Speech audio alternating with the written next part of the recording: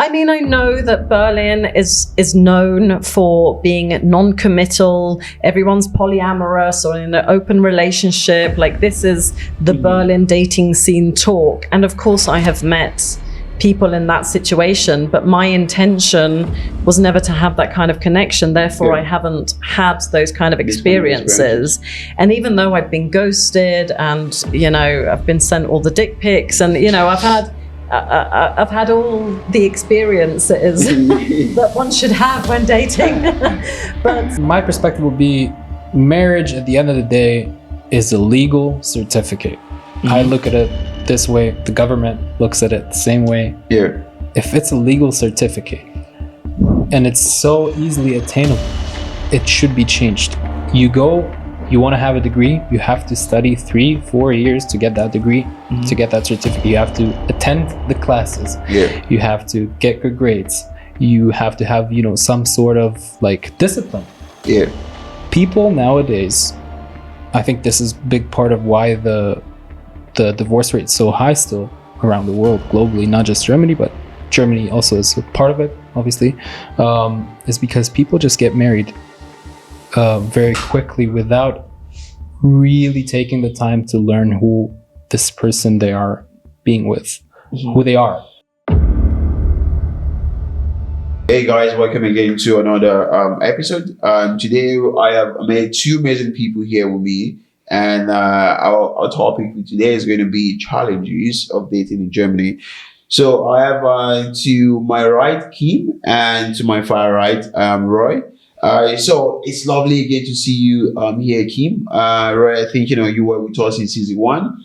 With similar topic as well. Yep. So it's cool having you again, and I'm honestly looking forward to this conversation because like we've been talking in the background, there's like so many unique and interesting conversation we've been having. So I want our audience to basically be part of that conversation, and they can be as intrigued as I've been so far. So we're just here to talk from your experiences, from your perspective, because experience come from your opinion and your perspective as well. So you're just going to talk to us from your perspective, your opinion, and and your experience, specifically. Yeah. So, but first, I would like you guys to introduce yourself. So for those who don't know you already from our past episode, for them to get to know you a little bit. So, ladies first. So, Kim, can you please tell us about you? I'm Kim. I have been in Berlin for 17 years. I am originally Swedish, grew up in England, and I think for the context of talking about dating, I have been single since the end of 21. Mm-hmm. Before that, I was in a relationship for 14 years, married for some of those. And since I've been single again, I have dated in a variety of phases that came in the last few years, and am happily single and not actively dating, but also not ruling it out at the moment. And that's all right. Awesome. Well, thanks a lot for for that unique insight. All right. So Roy, you. Just tell us a bit about you so our audience can get to know you as well. Of course. So I'm Roy. I'm 27 years old. Came to Germany around 5.5 years ago from Israel. I'm coming from a very traditional background. Professionally, I play poker around Europe, participate in World Series tournaments, and I also come from a finance operations background, working for a real estate company. So happy to be here. Yeah, nice. Yeah, well,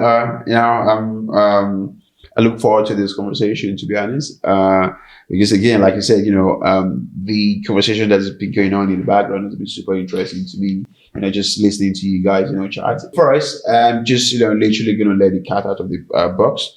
So, Roy, last season while you were here, I think it was also like a dating topic as well, and you were with your girlfriend at that time and ex-girlfriend now. So what happened? If you could just, you don't need to go too deep or just, yeah. So, obviously I'm not going to dive too deep into it because I respect the privacy of the other person. So correct, me and her are no longer together since around 3 months now. Very briefly, it obviously didn't work out for many reasons, which followed a lot of alignment issues with how I view things and how she viewed things. And I'm a very family-oriented person and very focused on career and growth. So we've had our disagreements along the way, and came to an end pretty much mutually, I would say. That's where I'm going to keep it. Awesome. So let's move to my next question. So Kip, from your experience so far, what has been most challenging for you dating in Germany and Berlin specifically? Biggest challenges. Yeah. I think it doesn't really matter where you are. Like I would probably have the same view anywhere, and that is that dating is, in one hand, it's getting to know yourself again.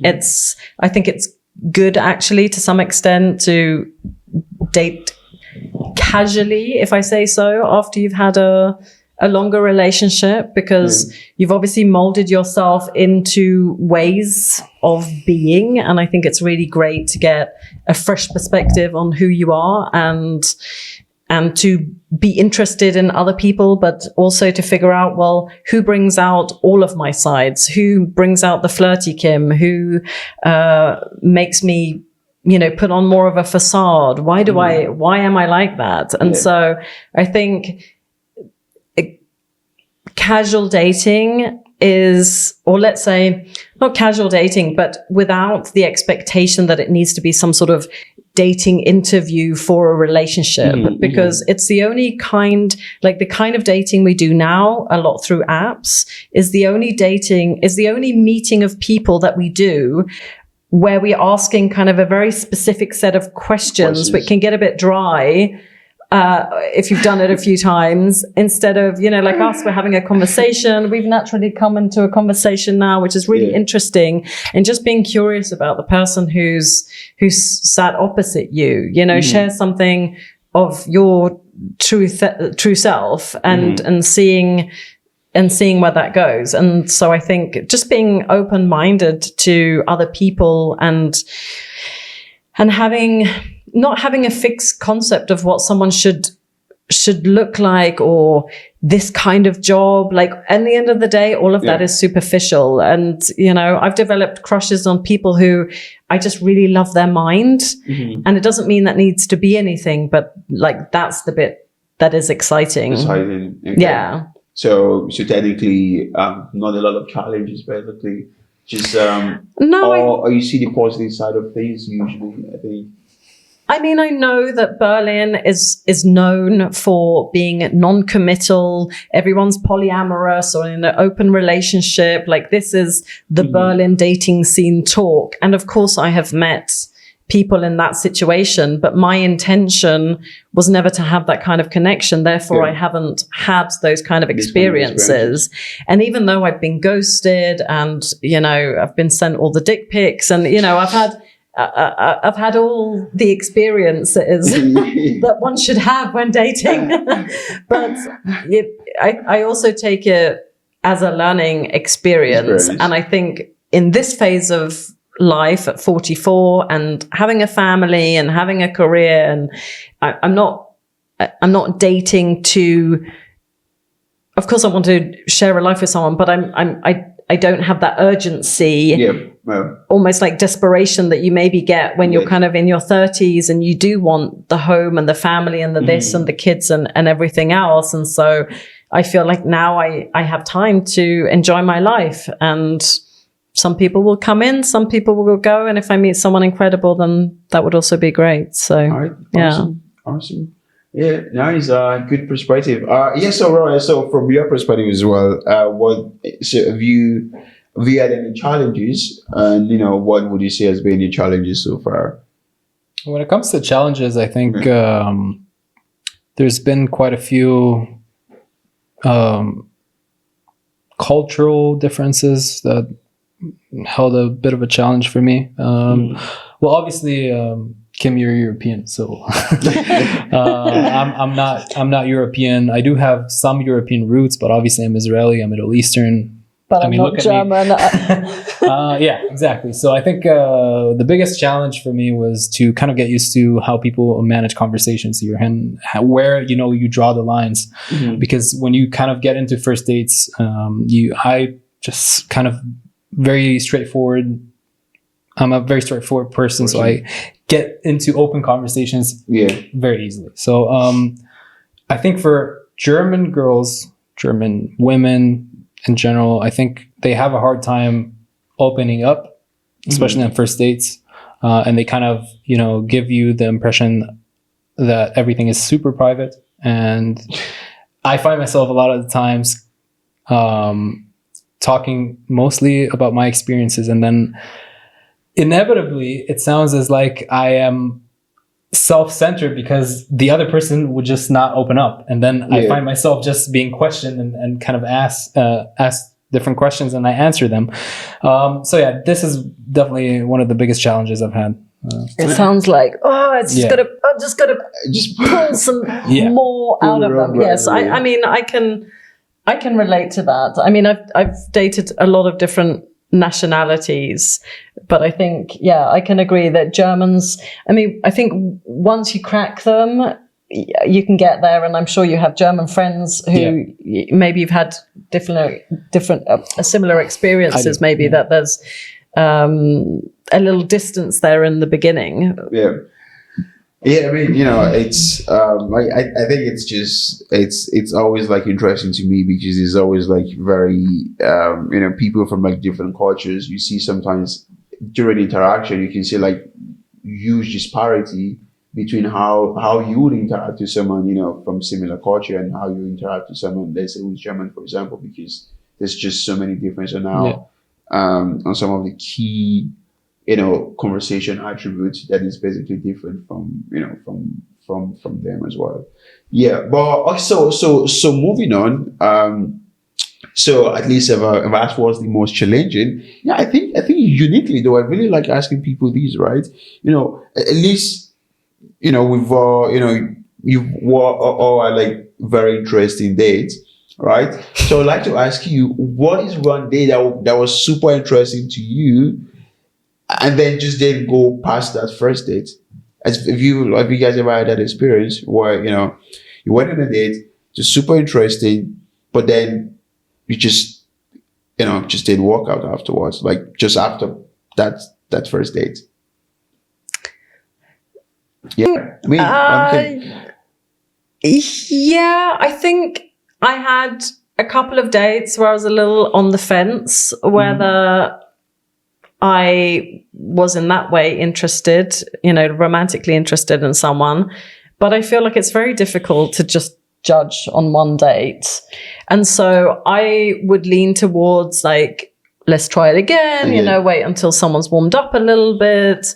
And I found that in that instance, that's when people tend to ghost because they just can't deal with like saying, oh, not for me, or it was just too much or something. And I think I see ghosting as actually the funniest first date that didn't turn into something. I don't know if I mentioned this on my last interview, but I started a thing called the Walk of Shame last year. Did I mention that? No, you didn't. Because as I started to work with emotional release, I couldn't come into contact with shame. And I was like, but everyone has every emotion. So when do you have shame? And then I thought, well, I bet there's a lot of people doing a walk of shame every Sunday or Saturday morning in Berlin, right? They've been out, they've partied, they've had a one-night stand, whatever.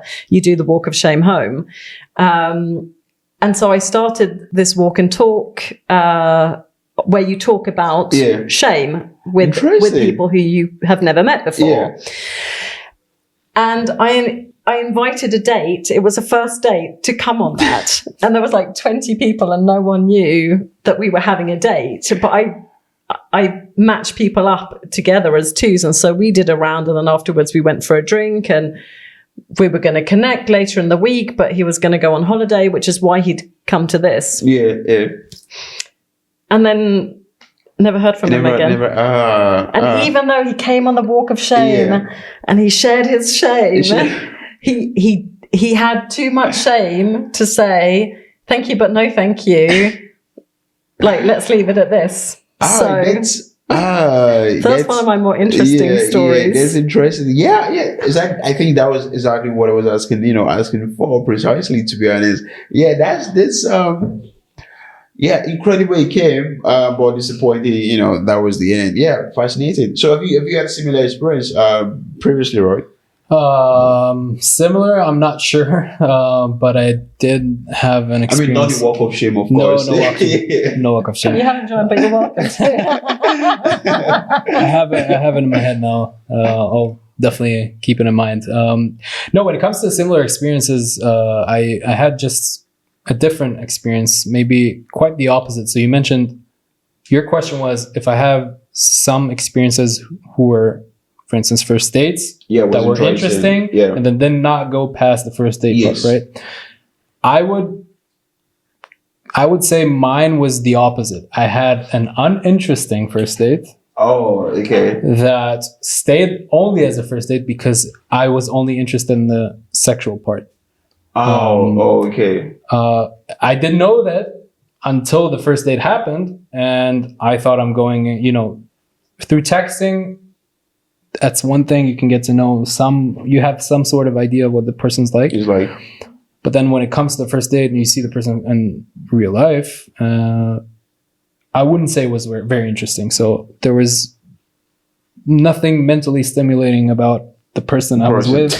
I felt like there was a big intellectual difference. So when I was having a conversation with her, it seemed like I need to explain 1,000 things of like basically every sentence I'm leading with. I need to explain what I mean, what this word is, what this word, and I don't mean language. I'm just talking about like adult stuff, like normal work terms and stuff. So I was obviously, me being a man as I am, I still saw the opportunity of how the person looked, and I was attracted to her, and that was the only part I was attracted to at the time, and it was mutual. She was also attracted back. So it led to what it led, and I also it unveiled itself that night it was also not really good sex. So I have to say that it didn't go through a second date because it's also a very important part to me. I'll be very honest with you. Yeah, honestly, I think one thing I was like, when I discuss with friends as well about some topic is, I'm always like, for me it's difficult if someone is not like mentally stimulating as well, because the point is if it's just sex most of the time, right, then it's just sex. But sometimes if there's sex, then I think sometimes you like conversate or have conversation afterwards. So if you can have like proper conversation. I mean, we're not kids anymore, so when we talk, we're talking like in a very high level conversation, basically, generally speaking. It can be about I don't know career, politics. It can be about it can be about anything basically. But if you can have like proper stimulating conversation with someone, more like what do you do afterwards? Do you think as a man you can have good sex without having a good, like after that experience, like a good mental connection? Definitely. As well? 100%. I don't care about that. I think generally it's easier for me if it's because it's sex, right? So once we get it out of our system, then.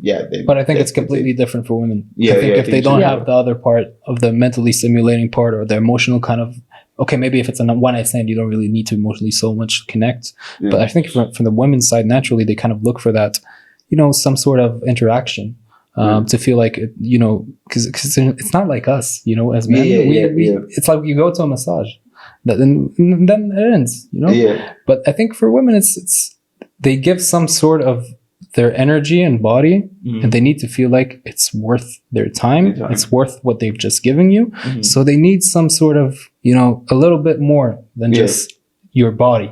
Most of the time. I would say it's not about it being worth something, But, just as you visually see a woman and that can turn you on, and give you an erection, like the equivalent of a woman getting turned on, like if someone is attractive in their character, that is a turn on. Yeah. And so if that person, one night stands and meeting in a club and, the physical bit, like the other bit aside, I think it's the more you know yourself, the more difficult it is to have casual sex, because you just don't feel any sort of connection or turn on from that person. No, but I wonder, from a woman perspective, so because from a guy's perspective, right? So we can just do like just the physical attraction, and that's totally fine for us, right? So, but from a woman's perspective, is that, would you say that's, you do that as well, or you need to have like a conversation first? I think it's possible for a while. I was seeing someone for a while who looked great, but there was very little conversation. And even the type of texting, 1-word texts, 2-3 word texts, it was just so unstimulating that in the end, when I got that, I was like, ugh, I can't be bothered. And I'm like, and I knew that he was a good person. And I said that to him. I said, I don't want to change you, and you're going to be a great guy for someone else, but you're not going to be the guy that I need.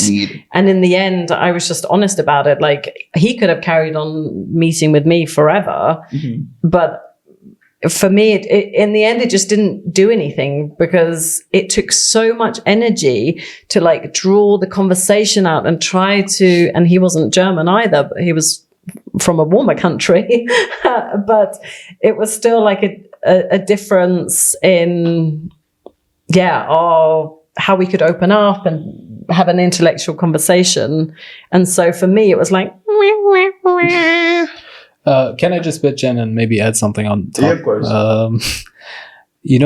From my perspective as a man, if he saw the type of relationship with you, it wasn't a real relationship. It's just like a situationship. I don't know. In modern terms, I just don't like to use this word. Yeah. So I think from the man's perspective, he might have also seen the opportunity not to be something to hold future. So usually I believe that men, if they don't see something that is worth to invest for as a future relationship, they also don't give the effort, right? So it's very likely that you got those texts because it's like no effort. So he's getting what he wants from you. You're getting what you want from him. I don't think in that instance. Could be. I mean, I agree with some people, but I also think I'm a good judge of character. Yeah? Okay. And with anyone that I have had, call it a situationship or whatever, it's been very open. Like, either we've just been seeing each other exclusively or other people or whatever it is. And I think that you can still, whether you know something is going somewhere or not, you can still, in that moment, in those 24 hours or in those 2 hours that I'm going to spend with you, I am going to give you my full presence, and I can be fully there, and I can still be engaging and somehow interested in your life in between. But I think for a woman, when someone just can't be bothered in even the little bit in between, that's... Even in person? Yeah, well, even in texting, if you're I'm terrible at texting though, so that's why, I'm gonna slightly defend him there. And because I'm terrible at testing, but when it comes to in-person conversation, it's a totally different thing entirely. So it's why sometimes, when people see me outside and inside, because, I can be extroverted and introverted, on different circumstances. So my testing is pretty weird, because for me, testing is like question and answer. So you give me a question and then I answer and then I ask you a question. Yeah, because I'm like, if I want to have a conversation, then it's just every text message is just going to be freaking long, right? So that's my idea of conversation, because I find conversation interesting, and sometimes I get too much into details, and that's what I cannot do over text. So that's why for me, texting is like, just quick chat and quick, yeah. So that's why I might, slightly defend him there. But if he's also not very conversant in person, then he was just a shy person. Yeah. Oh, and I accepted him for being a shy and fairly private person. Are you attracted to shy people in general? I think I do better with more extroverted people. Okay. Yeah. Makes sense. So yeah. So interesting insight actually. So coming to my next question. So I know both of you have been married once. So I don't know. So you still work? I think you're still working on your divorce, Kim, or you done? Almost done. Okay, almost done. And how about you, Roy? No, I'm done. Done. Okay. Thankfully, I'm done. Yeah. So I'm interested because statistics as of 2023, there's been like 35% divorce rate in Germany. How much? 35% rate. Only? Yeah. I thought it was like only. 50. No, it's crazy because what I find fascinating, as of 2005, it was like 52%. So people are choosing better. it has improved. Yeah. I find it has improved actually. Yeah, but people are just getting married less. So I mean, it makes sense too. That could also be. Yeah, it's part of the good point. Yeah. Yeah. So I want to like talk from you. So what are you guys' perspective, or what are your opinion? Regarding like the higher rates of divorce, because again, just before we started, I heard you guys talking, and again, I really want our audience to hear that conversation, because what you guys were discussing about, I just kept quiet because I wanted to like hear in detail what you were talking. You guys were saying it should be, they should make it more difficult to get married than divorcing. So and then they need to be a school where people have to go 2 classes for training before getting married. So now my curiosity is, how would you envision this school to be like? What topics would you like? What topic would you prefer it to be taught in such a place before people get married generally? So Roy, I want to start with you actually. Okay. Well, fair question. I think my perspective would be, marriage at the end of the day is a legal certificate. I look at it this way. The government looks at it the same way. Yeah. If it's a legal certificate and it's so easily attainable, it should be changed. You want to have a degree, you have to study 3-4 years to get that degree, to get that certificate. You have to attend the classes. Yeah. You have to get good grades. You have to have, some sort of like discipline. Yeah. People nowadays, I think this is a big part of why the divorce rate is so high still around the world globally, not just Germany, but Germany also is a part of it, obviously, is because people just get married very quickly without really taking the time to learn who this person they are being with, who they are, what really, really attracts them, if it's gonna, sustain itself for the future. Yeah.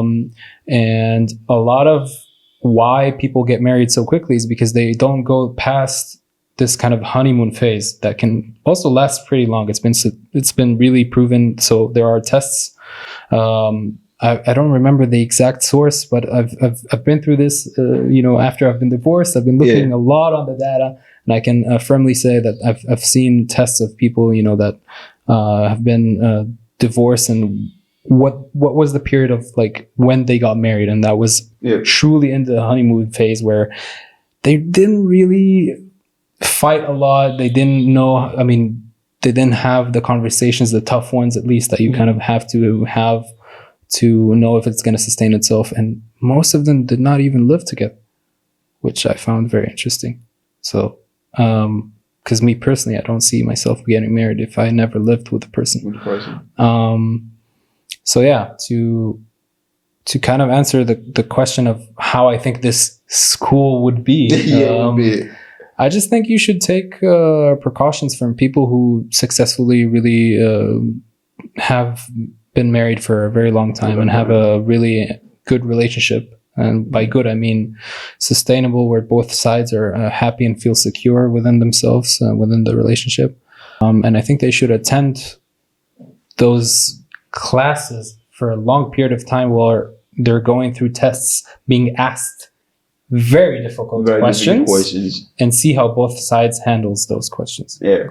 I'm very interested to know how Kim sees it now, but that would be my take on how I see it. Kim, so yeah, your perspective, please. I mean, I agree with you. And I think that when you do often go into a long-term relationship or a marriage, you kind of know what phases of life you might go through, but you don't have those active conversations about how is that actually going to look? How can we keep showing up for each other and appreciating that you're working hard and I'm looking after the kids, or vice versa? Like, who plays what role? And I think you get into a relationship before you maybe 100% know who you yourself are.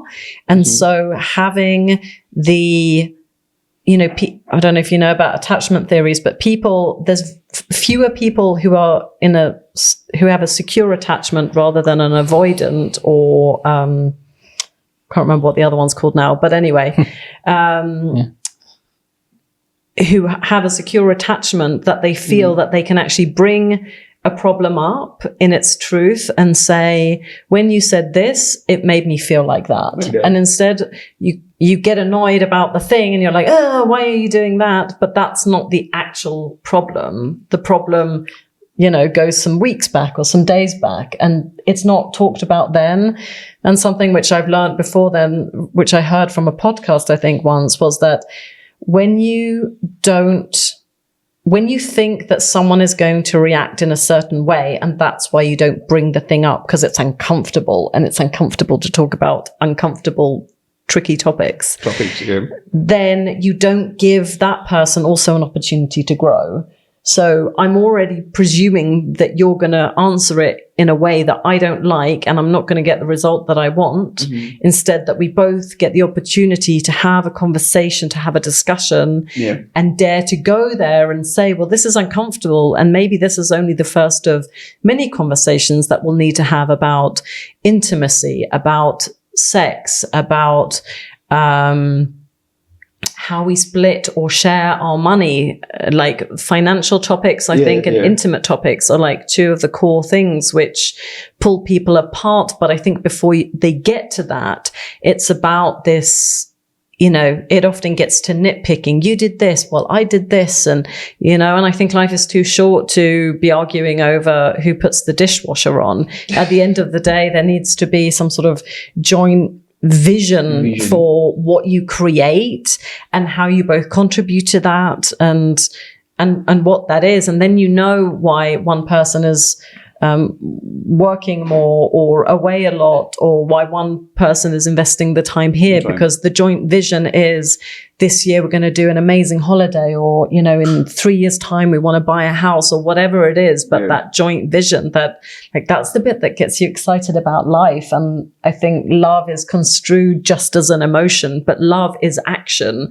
Love needs to be shown. Like, if someone doesn't show up or speak to me or do something with love, then I'm not going to feel the love from that person. And I think it's like a willingness to be there in those uncomfortable bits and hold space for someone in their ugliest moments, but know that it's not about you. It's about it's about holding space for that person. And when you hold space for that, then the person has an opportunity to be themselves and to grow. And all of those tools we often don't have in our 20s yet.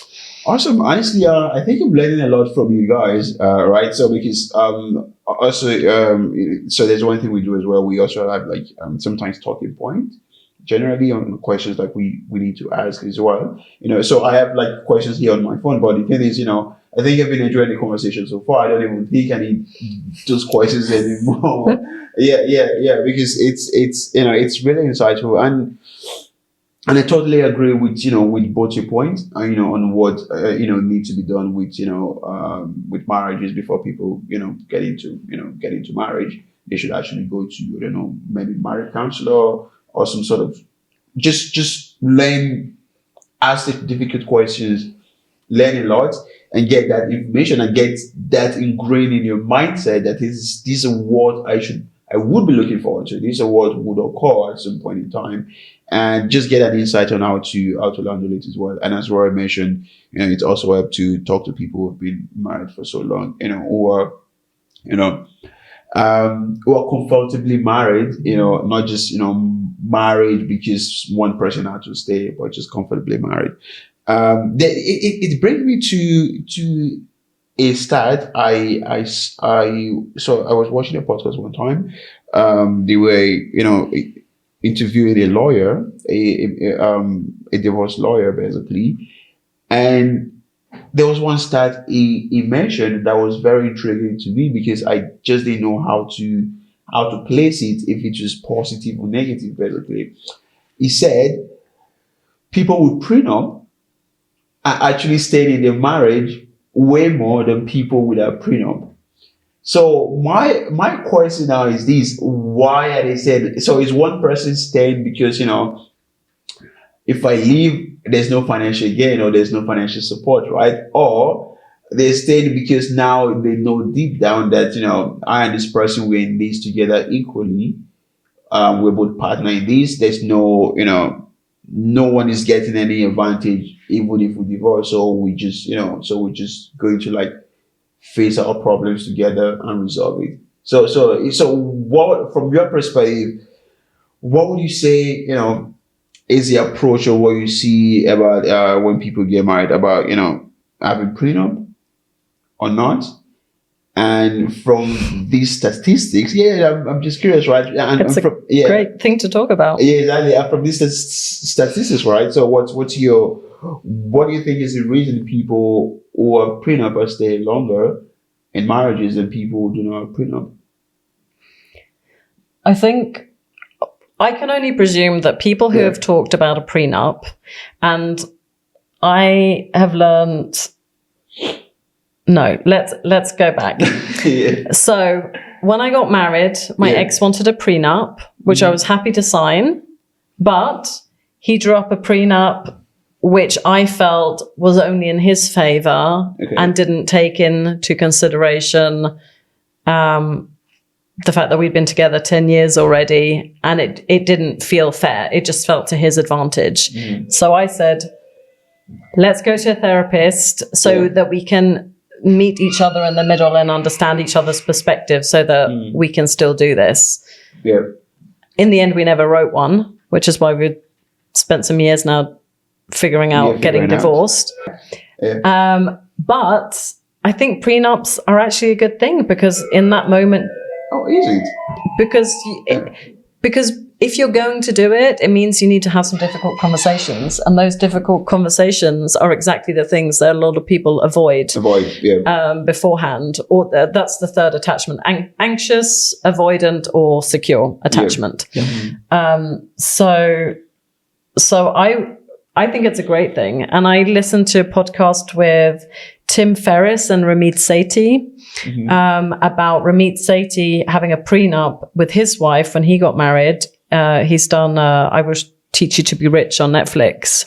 And he has a podcast which I love listening to called Money for Couples, which I think is a must listen to if you are a couple. But anyway, and he spoke to it about that. And it was that which inspired me to say, well, I think we need to go to a therapist, because we clearly have different views on what it should be in a prenup. So I think, that's a very fair point. I think I have a similar perspective on that. Maybe I'll just add a few more points from my end. You mentioned the stat that people who are having prenups are basically staying together. Yeah, longer. And not divorcing, right? So I think it makes a lot of sense. And the reason for that is I personally believe that it makes people choose better, just because let's face some facts, right? So we all know that there are couples who get married for benefits, not necessarily because they love the person. This is not a new thing. This used to happen from before our time. So some people marry because they want to have a visa, passport, whatever it is, green card. Some people want to marry because they have a financial benefit. And some actually want to get married because they love the person, you know? I know, it's shocking. But where I think it makes the most sense is because when people actually have prenups, most likely that they are together not because there is some sort of benefit. So they actually love each other. They actually see something which will sustain itself for the future. And if something happens, they leave with the same way they got in most of the time, unless the prenup is breachable. That it's been decided. And I think like to take that decision out, because many women stay in a marriage even though they're not happy, because they're often the ones who've forfeited a career and earning potential. I know many women who have been stuck in a situation and then in the end they've been the ones left hanging, you know, on half the salary they could have earned out of the job market. So for a woman, I think it's a positive in terms of security, which doesn't mean that you want to take someone to the cleaners who you're with, you know, but it acknowledges like you came into this with something, maybe whatever it is you do, your entrepreneur, whatever it is, it grows, you know, like one person has contributed to that in a different way, but it hasn't been in the earning.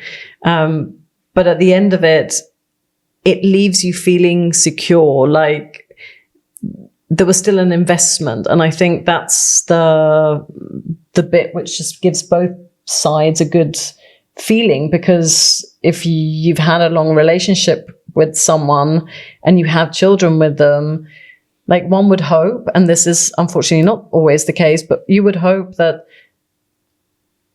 if the woman let's say it's the woman, because it's often the woman who ends up leaving, divorcing.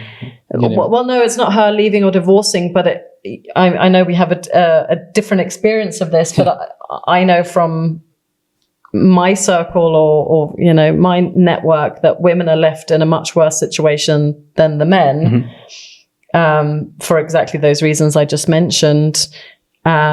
And it's not because they're not ambitious and driven and not capable, but they've been out of a job market. Yeah, exactly. So it is like, you know, my you know, opposite thoughts on why I said I don't know if it's, you know, if I can take it, you know, as a positive or negative, basically. So because now in a lot of cases, to be honest, people cannot like pursue their career as much as they want to, because then, you know, they married and then one has to give in, literally. So if you're now solely dependent on this person, and then the prenup initially said everyone is going to live with what they came with, and then so you devoted your entire life to your family, basically. So now you're being left, or you're going out with absolutely nothing, you know, giving, which I would say, again, if you're married to a person, the idea is to be partners, to like one, you know, to sacrifice for each other, basically, right? So totally understandable, but sometimes it doesn't really work out,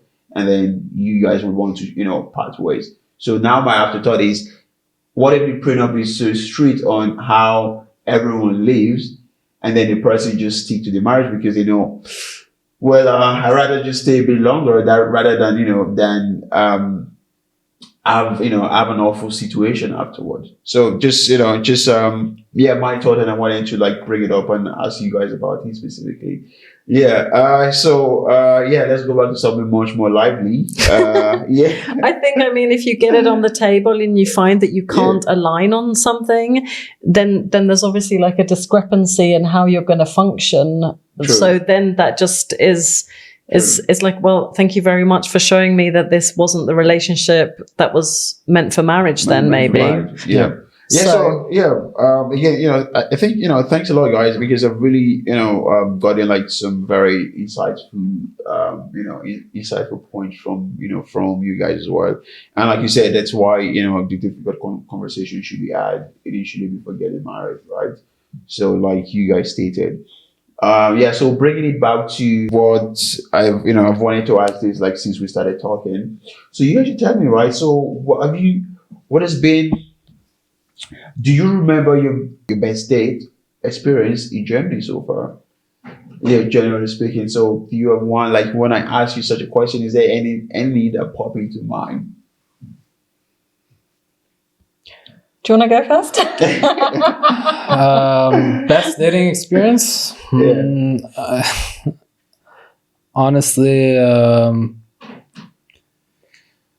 just for a first date, or Yeah, I would say first date. Yeah, we can go with that as well. yeah. Then as ironic as it might be, the first date with my ex was actually one of the best ones I've had in Germany. Yeah, but obviously it's a first date, right? So a lot of stuff are still hidden behind the curtain. So, but as for the first date, it was a very, very nice, pretty good vibe experience. And the conversation was really flowing. There was a lot of affection at first, kind of interaction. So I was pretty happy about that. I'm sure she was too. That was the best experience I've had by far. Other than, as I said, I'm only three months single. And ever since then, I kind of tried to focus more on myself and on my personal growth. But looking forward to the next better experience. Better one. All right, awesome. How about you, Kim? Any that pops into mind?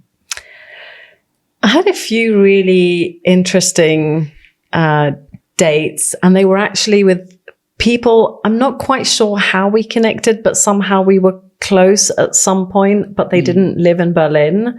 And so that's how the connection started. And then they came to Berlin. So because of that build up and like interesting connection and that excitement, I mean, the Vorfreude, the anticipation, like that made the connection of meeting quite electric. Yeah. I mean, I can envision, I can see you being a very interesting date, actually. Because I think you can keep your conversation and keep it light as well, and keep it fun as well, interesting. So, lucky those who would go on an interesting date with you, I suppose. Ron, I'm not saying you're not interested as well. But I think it's something that you mentioned before, it's like, you can get a little teaser of what someone's like when you're texting them or, getting to know each other. But I think the deciding factor is like you feel the energy of someone when you meet them, like the pheromones between you, the energy. Like sometimes you really don't need to say that much, but you just click on a vibe, just like with you do, some people at work, and it just flows, and you don't talk about any datey stuff. It just is a really interesting conversation. And I think I had a couple of really amazing dates, guys I dated longer, who we realized it maybe wasn't a good match at that time, but they were just such a good person, just a great, amazing human being. And, I still think that today. So, amazing. Yeah, well, guys, take that, as a positive note there. It's not all bad out there. No. All right, guys. So, I think we've had a very delightful conversation so far. I think to like, for us to like conclude these, we've had a conversation about marriage, about dates, about experience. From your experience so far, as being married, in the dating scene as well, and also being divorced. So I would want you, if you could give tips and just, general, I wouldn't say advice in a way, but just tips, tips to like our audience to know about what's like dating in Germany or dating, in Berlin specifically, from your experience.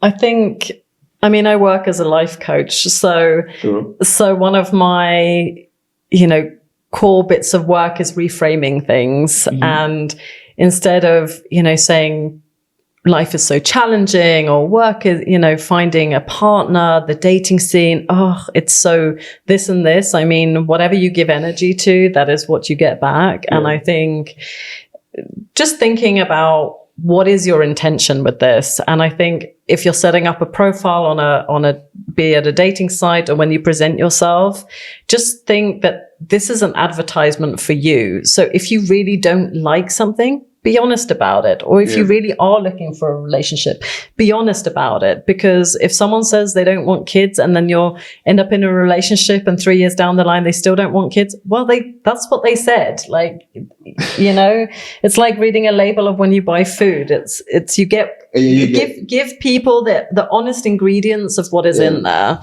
And I think if you're feeling a bit weary around dating, I see it like there's a lot of, in general, for you need a certain type of, person. What is your ice cream flavor? This is how I look at it. What is my ice cream flavor? Like for my vanilla or strawberry could be your like stracciatella or salty caramel, right? And I think once we find those like special ice cream flavors, those people who kind of get us excited, we also get excited, but I think not to be blinded by it, because there's ice cream shops and there's ice cream shops, right? And there's those ice cream shops where the ice cream is made with love and good ingredients, and they think about what they put in it. And below the surface, it's also wholesome and good and full of love. And I think, we need to dare to unmask ourselves and other people to get to the essence. All right. So basically, be more positive about dating, and not so negative, at any point in time. Try to be truthful to yourself and to the person, to whomever as well. Just say like what I got from, exactly. From you. Okay. Yeah, thanks. I think that's really helpful though, because honestly, one thing I've never understood is why people pretend, basically, because at some point, except it's just a one night stand, at some point, if you and the person keep talking, they would find out. So why not just be true to yourself from the initial point in time, rather than establishing something and then ruining it because you weren't so clear, or you were keeping you weren't true to yourself and the person from the initial point. Yeah, sorry. So how about you, Roy? What tip would you like to give to our audience today? I think my tip, if you may, would be more directed to men, because that's the area where I feel like specialize in. Yeah.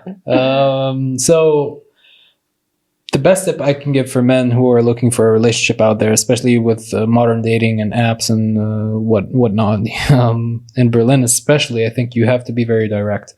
The more direct you are as a man, I think the better, because then women also don't feel like they're wasting time with you. And it's better to get fewer matches on dating apps than getting matches that don't add up to be something really, really good for you, because then you're pretty much just wasting your time. You're wasting the other person's time. And it's, if you are true to something very serious for the future, be brutally honest. It's better to get a match a week than 12 a day, that out of those 12, probably 0 to 1 are potential, not even 1 most likely. Because if you're faking something, well, which I really, really agree with you, I think it's really, really bad to fake something that you don't really preach. So my tip, as I said, just be direct, be honest, be yourself, be also very confident.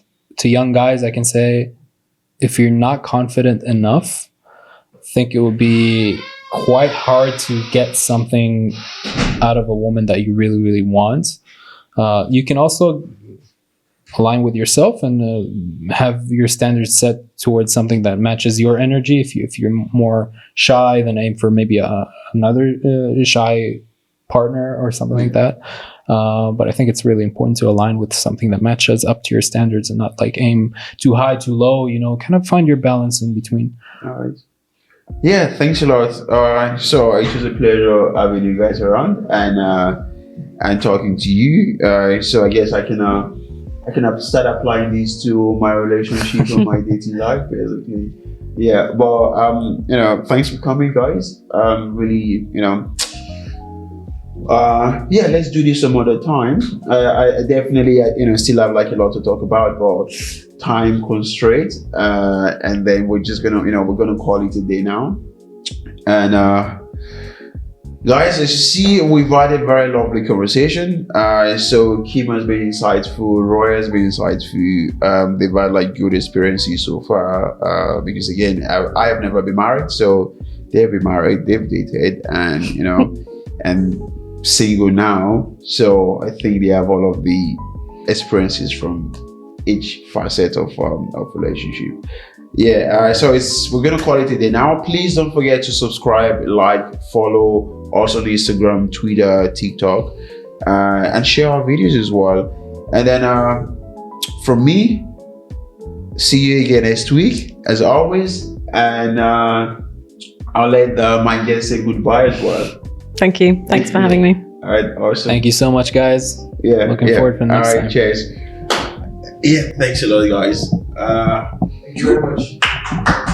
When are we setting up our bureaucracy PTSD school?